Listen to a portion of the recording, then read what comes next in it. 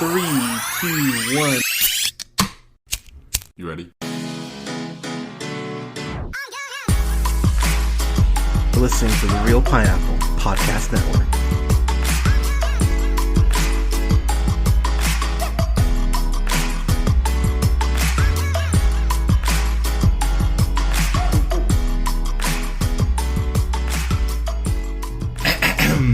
Good evening, ladies, gentlemen, theys, and gays. This is the Real Pineapple. This is your humble host, Hunter, here.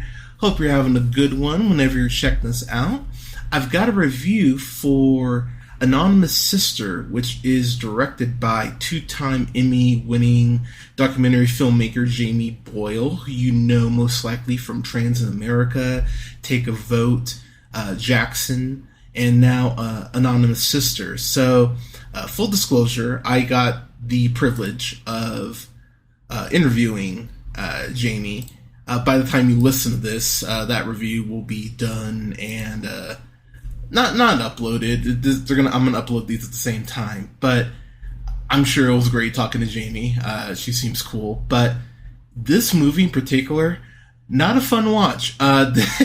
This is a very tough film to watch, and I'll get into why in just a moment. But something that I think as filmmakers that we always need to kind of keep in mind is the perspective of the filmmaker. And I mean that in the sense of, they can manipulate our point of views, and try to make us feel a certain way.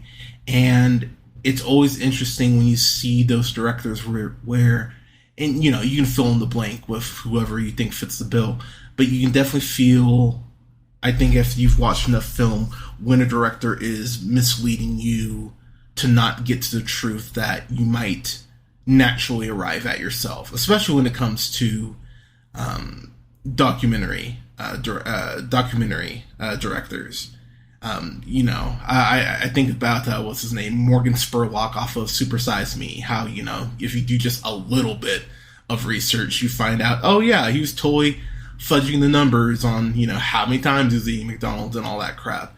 It's so there is responsibility to being a documentary director that I do think gets lost in the shuffle, in that we kind of just assume that a director won't manipulate you, when I could think of Kirk Cameron Surviving Christmas immediately comes to mind, or Saving Christmas, whatever the fuck it's called. But that immediately comes to mind as far as manipulation, because that's manipulative as shit. This is a raw portrayal in a way that I just have to tip my cap to Jamie right off the bat before I even talk about the content, because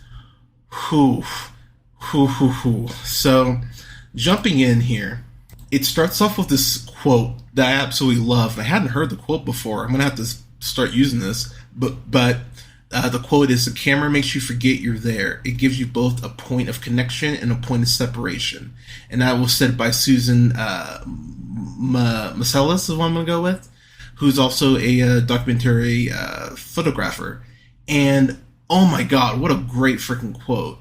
And I think that's really worth meditating on as far as what that quote means, because obviously the camera, and just the camera in general, even not from a documentary maker perspective, when we think about social media and we think about Snapchat and Facebook and Instagram, just to name a few, and how the camera can be used to connect you to people you've never even met before, and how we can find that unity in sharing our experiences, but then how so often that's used to divide us as well. It's a fascinating juxtaposition, but the way that Jamie attacks this subject matter, and as I was watching this, I never felt like she was being biased towards the bad that pharmaceuticals can be and be used for, but it definitely felt like a person who had been hurt, but understood the gravity of the power she had behind the camera. So she's presenting you with the facts, and, to quote a very dumb someone, facts don't care about your feelings. And it's true, because the facts that this documentary lays out really fucking damning, and it really paints this very gross picture of what the healthcare system has become and how doctors kind of prescribe things willy-nilly, even when what's being prescribed probably is what should be prescribed for the person who's getting them. So this movie, this documentary in particular, goes ahead and follows Jamie and her family throughout multiple points in their life through home videos. It's very Boyhood in that way, and I just have to give Jamie credit for being willing to put herself and her family out on Front Street like that and be so honest and soul bearing with the camera and with the audience. This really focuses on her mom and her sister Jordan. And what's crazy about Jordan is that from early on, the film really starts off in Colorado in 1996. How we see that Jordan is basically this prodigy. She wanted to go ahead and skate. She just talked about how she got kind of enamored with it. And before long, she was skating every day and just putting in that work and getting better and better and better. And it's really quite inspirational to see how much work Jordan put into being this freaking badass as far as whenever she was on the ice. But as anyone will tell you, you're jumping up and down that much, and you're putting that much on your body. Sometimes your body just breaks down, and unfortunately, that's what happens with Jordan. By the time she's 17, she just realizes she can't do it anymore, and you find out that she got nerve damage, and you're just like, oh shit. And that's what begins her on this journey to seeking help and eventually getting hooked on these drugs. And what's really sad about that is just from jump, the fact that it really felt like the doctors went, well, we don't want to dig too much into this here. Just take a pill. I've talked about my depression on the pod before, and how, when I lost my dad, I was on, I can't remember what pill it was, but I was on the antidepressants for maybe 8 months. And there was just this point where I kind of just stopped taking them because I always felt like I was watching myself live my life. And it was a really scary thing, feeling that I didn't have any control whatsoever. And so, late in my later years, when I hit around 18 or so, that's when I had someone introduce me to marijuana. And that's one reason why, outside of making great reviews, hopefully, I'm definitely an advocate for marijuana, because I think it just helps with pain. I think it helps with depression, and I just think it helps people be in a better mental headspace without, these unfortunate side effects that come with things like Oxycontin and fentanyl and these other drugs that are just so damning as far as the side effects and how they affect people. And when you think about, when you think about crises, obviously the crack epidemic immediately comes to mind, in the late 80s, early 90s. That's essentially what this is now in present day. And I really think that people undercut that because we don't, let's be clear. There was a definite narrative spin as far as Reagan and the way that crack was only about the black people. But the fact that, fentanyl and oxy have spread across not just racial lines, but across class lines. It's not just, poor people doing this shit. There's definitely rich people in the elite who are doing this as well. And it's crazy to think about how much of a crisis this is. And something I appreciate so much about this documentary is it really digs into how this became a crisis, how the lobbying from the pharmaceutical, bigwigs went ahead and made something that really shouldn't have been an issue in any way, shape, or form, and turned into this thing where, the genie's out of the bottle. And once that's done, it's hard as hell to put the genie back in the bottle. And unfortunately, it feels like there may be no end in sight for this, which fucking sucks. Because again, this is something that is a problem that should not be a problem. It's a man-made problem. One thing I also appreciate that this film gets into is because I think a lot of parents, especially, kind of just think, well, your kid gets good at a sport and then, the organization pays for it or what have you. I think that's something that gets lost in the shuffle quite a bit is how much parents are spending on these kids who are, maybe prodigies from jump, but these kids also who grow into a sport so quickly and become so great at it that you go, well, shit, I need to financially, give my kid this money to see where this goes. And they do a good job talking to the mom and dad here in the movie because they talk about how the dad, JP, in this movie was working 24/7, and it felt like they were spending all this money. He talks about how you had your main coach, to obviously teach you how to skate and land and all that, but then you had a dietitian, you had psychologists, plural. You were getting, pardon me, you're getting $1,500 skates. It's really crazy how quickly everything starts to add up once you kind of start doing the math and you go, oh shit, I could totally see how this would just feel so daunting as a parent. But obviously you don't want to take this thing away from your child that brings them such joy. But as a parent, again, feeling that financial strain, feeling that emotional strain, of what happens if this is taken away from our child, which unfortunately does happen. And there are several gears at play as far as multiple moments in Jordan's life and everything. And I thought the way that everything is balanced, the home video aspect, as I mentioned, does a very good job of elevating this and adding a level of gravitas to this film that I really appreciated, especially as the things about the big pharma comes in later on. And one of the things that they also talk about as far as her losing that skating identity is how her social network fell apart. And that's something I think that a lot of people, we kind of miss out on. Because, if you, whether it's a sports team or it's a church, there is a social structure that you're a part of. And unfortunately, when you're not part of that group activity that initially created that social structure, a lot of times people don't reach out, which is really shitty, by the way. Like, don't be that person. Or, yeah, come on. Like, don't be that person. And the way that they talk about Jordan's depression and how that just crept in, you go, shit, I get that. I get how that would be a thing. And there's a grossness to it because I think we do see it so often. And it's one of those things that we just kind of accept as reality when we shouldn't accept that shit. I've talked about this on the show before about how, it takes 10, maybe 15 seconds to send a text. I really do hate when people go, oh man, it's been a while since I've heard of you. How have you been? It's like, a phone works both ways, motherfucker. You can, you can go ahead and reach out. And having the parents talk about how Jordan just kind of fell apart socially because this thing that she loved and had put thousands of hours into was taken away from her. It's fucking tragic.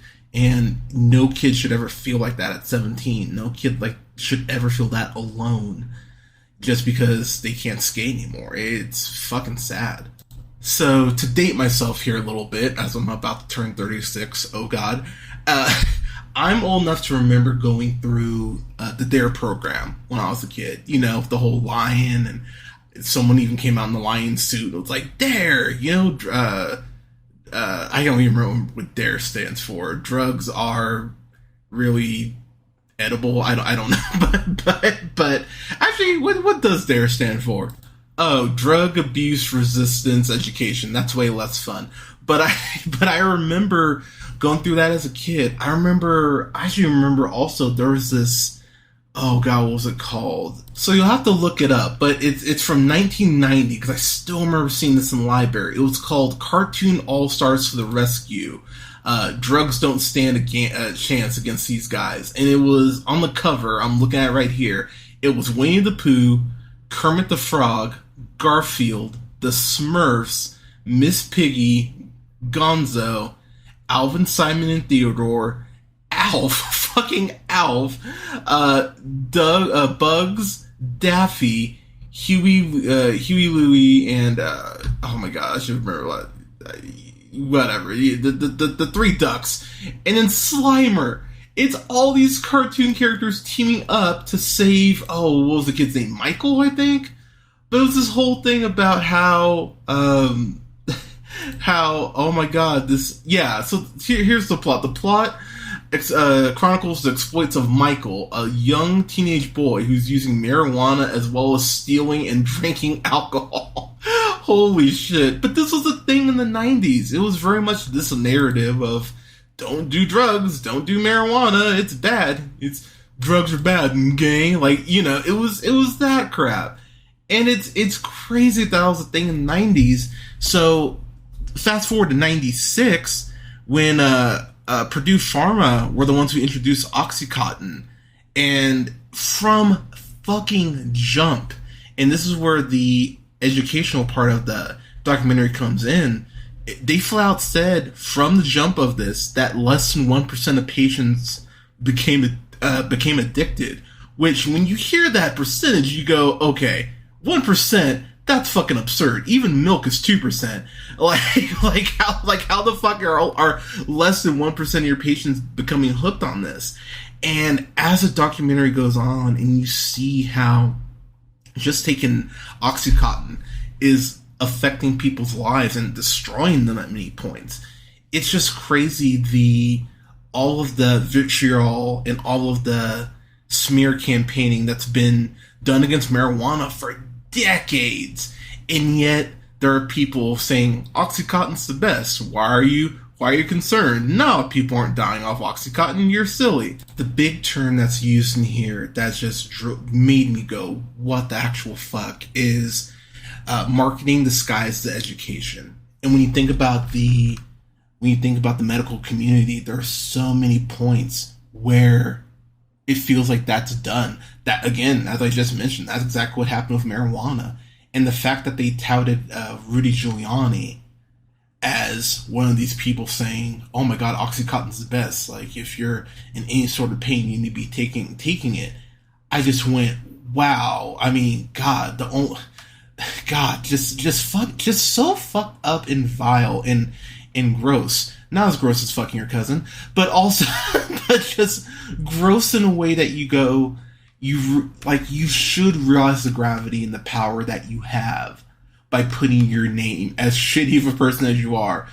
I think people really forget that Rudy Giuliani, you know, he was America's mayor after 9/11. He was that guy. And it's kind of crazy how, not kind of crazy, it is crazy how often he would use, you know, that to score brownie points and be like, I was there for 9/11, like acting like he was, you know, grabbing people out of buildings himself. But no one used 9/11 more to help their political career than Rudy Giuliani. And for him to not realize the political power that he had by promoting something so dangerous, gross fucking human being. And that's before we even get to Borat. But as this film kind of gets into the nuts and bolts as far as the pharmaceutical industry, that's where things get really gross and really unfortunate very quickly. And the way that it ties back to Jordan and Jamie's mom, because when you find out how they both got hooked on Oxycontin around the same time, and how, you know, Jamie and her dad are dealing with this in real time, to the people, like the two most really important people in their lives, both going through this health crisis at the same time. Fucking tragic. And the way that the documentary, I'm trying to not give too much away, because I do want y'all to experience this for yourselves, but that gross reality and how this could have been prevented, and the way that doctors, and that's the other component that the film does get into, and this is kind of the last thing I'll say as far as the film, because I do want you to experience this for yourselves. The gross aspect of selling the Oxycontin and almost having these goals to hit, that's a component that the documentary gets into, that for me was just when I was about to just start flipping like my laundry basket over. Because again, it points to the fact that this is a business. It's not about making people better. Now, I could put on my tinfoil hat here and talk about how, is there probably a cure for cancer? Probably. But the money's not in the treatments, in the cure, it's in the medicine. So why would we give people the cure for cancer when we could drag it out through radiation and everything else? Obviously, the the medical industry would never hide, a cure to a disease for profit. Ha ha ha ha ha ha ha ha. But I believe it's the mom who says this. I don't think it's Jordan, but there is a quote here that says, the more medication I was prescribed, the more pain I was feeling. Just that line in particular should immediately be a red flag of, oh, you shouldn't be using this because it's not helping. And it just makes you go, wow. Last thing I will say as far as a quote from Carol Panera, who talks about being incentivized on the dosing strengths and selling that to doctors, how we had to pick 10 prescribers who hadn't started selling it, then we would rank them according to that, like a cash prize. And you just go, fuck. And this documentary does a great job of taking it outside of Jordan and the mom and going ahead and touching on the lives of a couple other people who we don't get a ton of time with here, but we see how Oxycontin has affected their lives and affected their families and at many points broken their families. And it's just one of those things where you realize how far-reaching this drug is and how far-reaching these consequences are.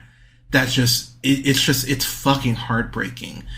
Getting to my final thoughts here, I adore this documentary. Is it an easy documentary to watch? Absolutely not. And, I talked about how I've been kind of staying away from documentaries coming out of lockdown because life itself was not easy for those couple years. But I am really happy when something like this gets put on my radar and I'm able to take the time and really dive into this and educate myself on something that, maybe I wasn't as educated on as I thought I was. And even though I knew Oxy was an issue, this film really does a great job of framing how it's a structural issue as far as healthcare and how it's something that needs to be looked at deeply, if not just completely torn down and started from scratch.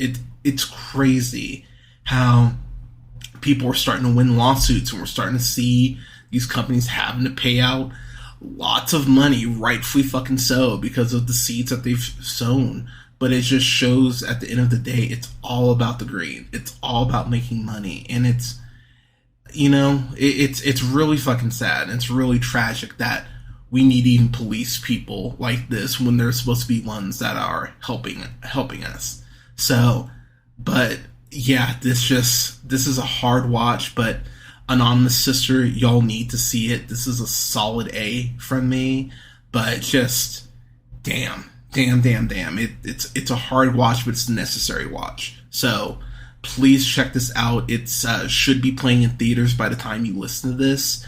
You can go on the website, anonymoussister.com. I'll list their socials in the description of the episode. But please check this movie out because it's well worth your time. And you'll leave more educated. At the end of the day, that's all we can hope for. But again, a tip of the cap to Jamie Boyle, who I think knocked this out of the fucking park. I can't wait to see what she does next. But yeah, check this out. Support stuff like this. Check out Anonymous Sister. It is well worth your time. But Anonymous Sister, have y'all seen it? What'd you think? Let us know in the comments. You can follow yours truly on the Twitter at JHunterRealPineapple. You can also follow me on Instagram at JHunterRealPineapple. That's REEL Pineapple. You can follow me on Letterboxd at Black Shazam, and you can follow me on TikTok at Black Shazam 775. Don't forget to like, rate, and share the podcast. It definitely helps us out. You can find us on SoundCloud, Apple, Google Podcasts, Podbean, Stitcher, iHeartRadio, Spotify, Amazon Music, TuneUp, and Samsung Podcasts, to name a few, at The Real Pineapple. Don't forget to like both our pages on Facebook at The Real Pineapple and Real Pineapple Games. And you can go ahead and follow me on Twitch at twitch.tv/JHunterRealPineapple. Thank you so much for listening. Oh, and you can follow us on YouTube now. Pardon me. just type in The Real Pineapple and that'll bring up our channel page. Don't forget to subscribe there as well. But everyone, thank you so much for listening. We're going to have reviews coming up this month. I'll have reviews up for the 4 original Indiana Jones films, including Crystal Skull. Yes, I'm reviewing Crystal Skull. But by the time y'all listen to this review, my interview with Jamie Boyle about this documentary will be live. It's a really, really, really fun interview. I'm really grateful for Jamie to be able to make the time.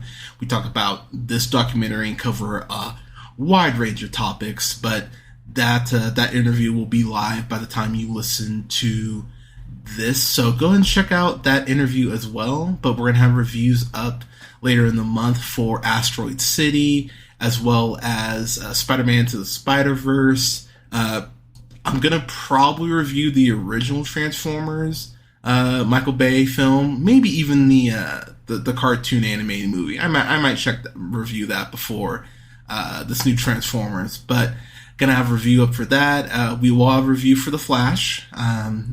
Despite my feelings on that, we'll have a review up for that later in the month as well as a review for You Hurt My Feelings, and some other stuff as well. I should be hopping on Twitch here by the end of the month because AEW Fight Forever comes out. I really want to play that game, and that would be fun to stream. So probably have a stream for that as well, but I'll let y'all know as we get closer to that. That comes out later this month.